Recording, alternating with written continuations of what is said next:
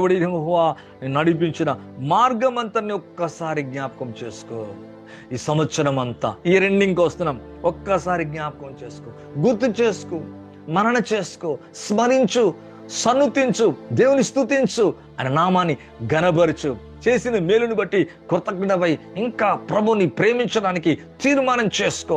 ఇంకా హృదయాన్ని ప్రభుకి ఇంకా మనస్ఫూర్తిగా, ఇంకా ఆత్మలో, దేహంలో, మనసులో, కుటుంబంగా ఇంటి వారంతా కలిసి ప్రభుని ఆరాధించు వారిగా, ప్రభులు ఆనందించు వారిగా మనం ఉండాలా. అవును, ఈ యొక్క లైవ్ చూస్తున్న మీ జీవితంలో అటువంటి కార్యాలు ప్రభు చేయునుగాక.